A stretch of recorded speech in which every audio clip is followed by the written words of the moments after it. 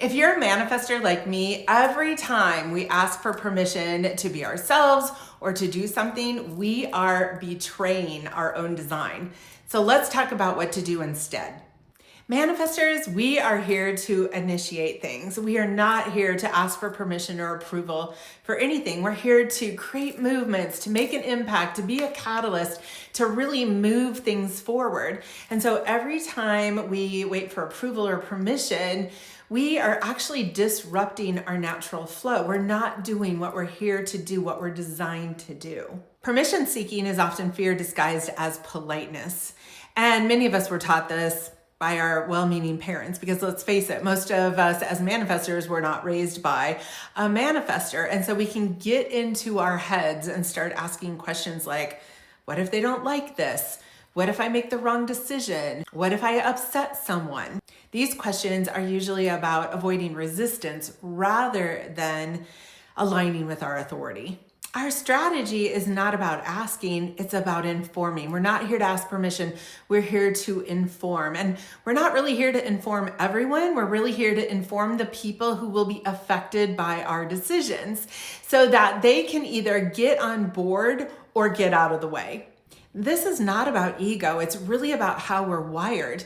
Because when we just inform what we're getting ready to do, it takes away the resistance. It lets people know what we're up to. We kind of have this dense aura, so people aren't generally knowing what we're up to. We can be a little bit mysterious. And so informing them really helps the resistance. There is a big energetic difference between the question, can I do this?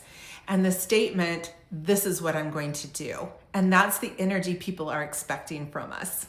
This is all about energy, you guys. It's about the energy that we as manifestors send out into the world and what other people are picking up from us. And so as adults, other people are not expecting us to ask for permission or ask for something.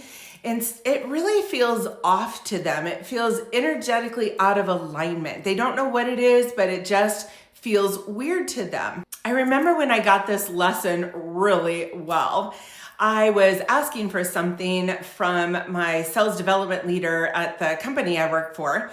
And I will never forget this, you guys. He looked at me and he said, "You are Stacy effing Faust. You do not need to ask for that." And it really took me aback. Like, I was in shock. But I really got that lesson and understood that as manifestors, we're not here to ask for that permission. And so after that, I simply informed him, and I never needed or felt like I needed to ask for permission again. Every time we ask for permission, we're giving our authority away. We're expecting other people to be responsible for our decisions, and we are not trusting our own inner wisdom. And that can really lead to frustration and anger and stuckness in a manifestor. And our go-to emotion when we're out of alignment is anger. And anger is not a bad thing for a manifestor. It's not a bad emotion. It's simply an indicator that we are out of alignment somewhere. And that could be because we're not listening to our own inner authority. It could be that we are out of alignment asking for permission instead of informing. So anger is data. It is telling us something is energetically off within us. So what do we do instead? We are here to listen into our own personal authority. And my own personal authority is called splenic authority, which is all about intuition. And intuition just comes. It's not logical. I can't explain it to anyone else, but within my body, it feels really clear.